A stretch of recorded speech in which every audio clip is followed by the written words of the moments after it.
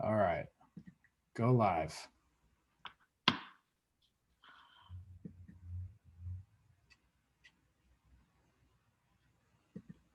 There you go. It says We're live. We're live on Facebook now. We got the notification. All right.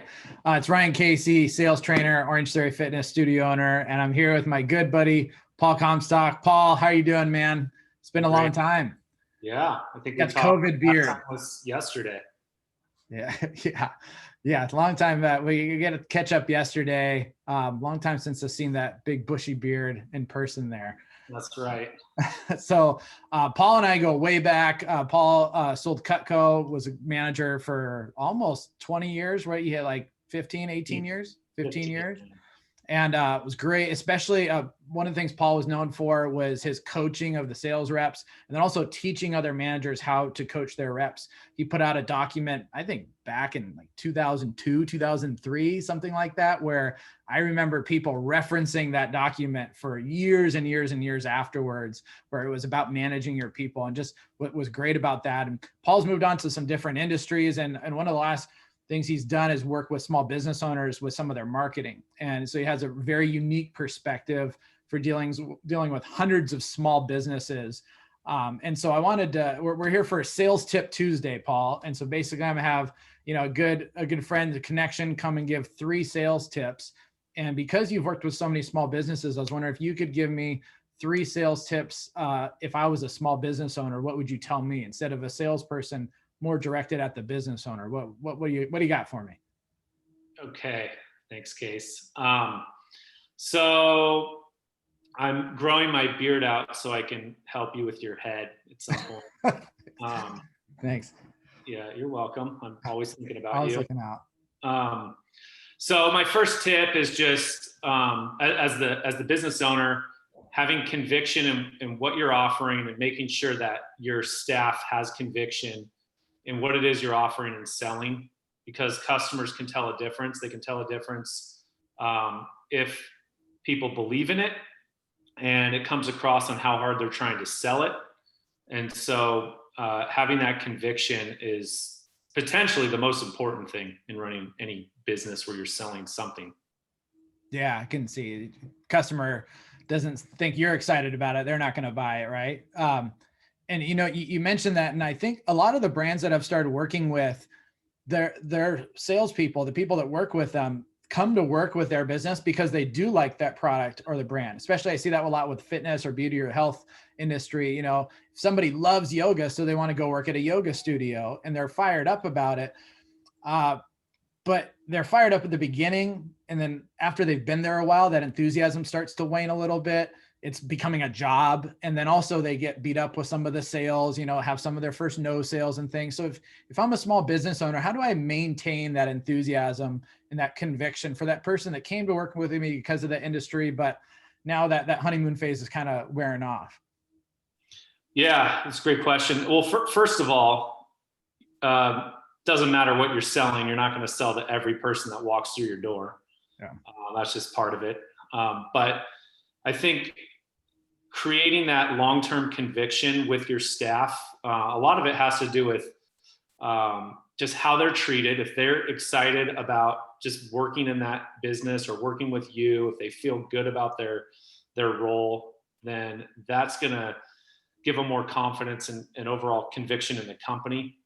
And then just reminding them of all the good stories, testimonials from existing clients, repeat clients, good stories that are happening. And as much of that as you can bring to their attention, even if you think they're noticing it, point it out anyways, and just come up with stories and personal examples of those existing client base to constantly flash in front of and remind your staff of how they're doing good. That's great, especially as a business owner. A lot of times we come into the business and it's okay, what fires need to be put out, where what is not going right, as opposed to coming in and having a list of, hey, over the last week I saw this positive thing, this 5-star review, this member had this to say about how great they had an experience with you. That's awesome. So really good tip there. Okay, so conviction number 1. Number 2, what do we got? you got to teach people how to ask really good questions. So especially if it's a brick and mortar business where you have a potential client coming in there, there's already some level of interest or curiosity. And so there's different types of good questions. There's open-ended questions like, what brings you in here today? Or what are you looking for? How can we help you? Obviously, just to get the conversation going.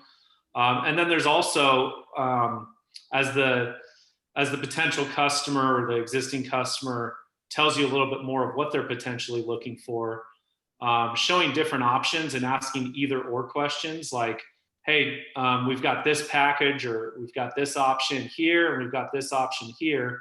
What do you think sounds better for you?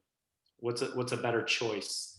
And so you're asking yes questions essentially with two different choices for them to decide on. Got it. So yes or yes instead of the yes or no question, right? It's like, did you want to? Yeah. A lot of times with salespeople, it doesn't even become the yes or no. It's like, you didn't want to get it, did you? Kind of one. Try to avoid those type of questions. Yeah, and at the end of the day, you don't want to come across too salesy. I mean, it's good to show your conviction and ask questions because you're trying to help. Yes or no questions can be okay. If all you're doing is asking either or questions, people can kind of read through that you're being salesy. So you have to be natural with it, and you have to just pretend or act like you're talking to somebody. If you already knew them, if you had a good friend come in and you were trying to show them, what it is you were selling or offering, how would you talk to them? So yes or no questions can be good, but either or questions are often better as long as you don't do it too much. Yeah, I think open-ended questions, just getting people to talk. Yeah, if you're setting them up right, because when you're talking about questions, I see questions in two different places. You're referring to a lot of the asking for the order questions, where there's got to be those questions that precede that and finding that need. So you mentioned that when you first came in, what brings you here? What are you interested in? And those questions are with the open-ended, gathering that information and then leading you to that sale.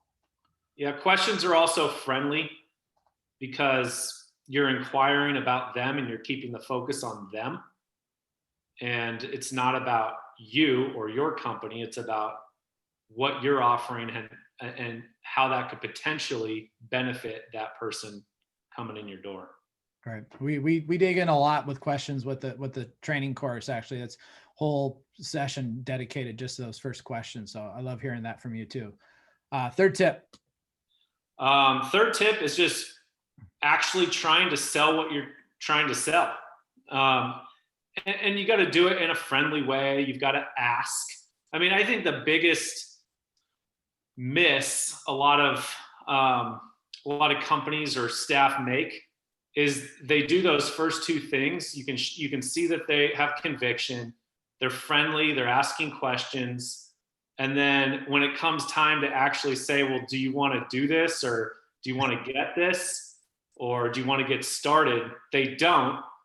And then there's an awkward pause, and the potential customer just says, okay, well, just give me the information and I'll call you back later or whatever. And then they're out the door, and then you never see that person again for whatever reason, because they get caught up in their life.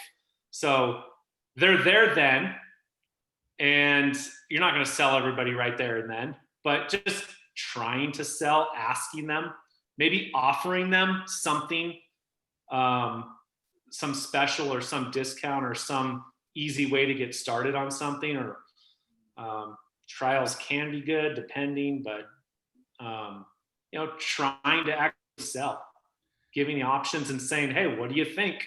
Or do you want to do that? Or does that sound good? Or how does that sound?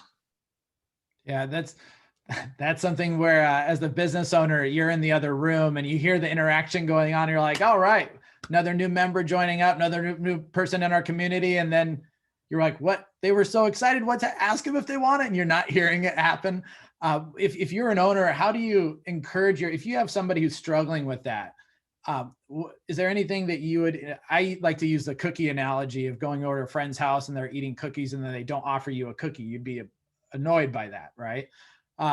So how do you explain that to one of your staff members if, they're doing a great job, but then they're just not finishing it. They're not even asking them for it, or they're dancing around it. Do you have any tips on how you would explain that to one of your frontline workers there? Well, what comes to mind, I don't know if this answers your question exactly, but what comes to mind is when I go to a restaurant, and which I've been going to restaurants left and right with COVID these days. But back in the day when I used to go to restaurants, and the server would come up and I'm obviously there to eat. I obviously feel like the person working there knows more about the meals and the dishes on the menu than I do. And so I'll typically start with, well, what do you like? Or, what would you get?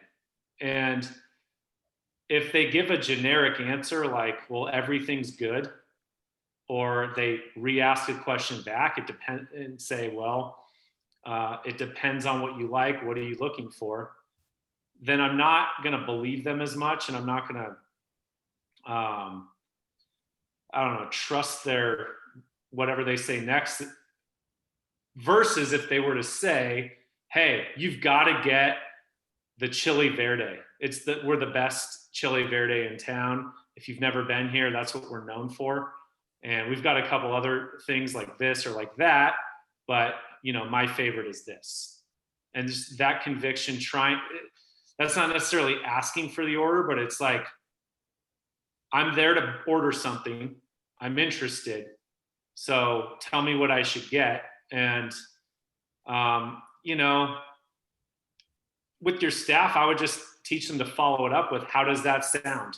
Like, there's easy ways to ask for the order or to ask for the sale without being pushy. And it's just asking like, what do you think about that?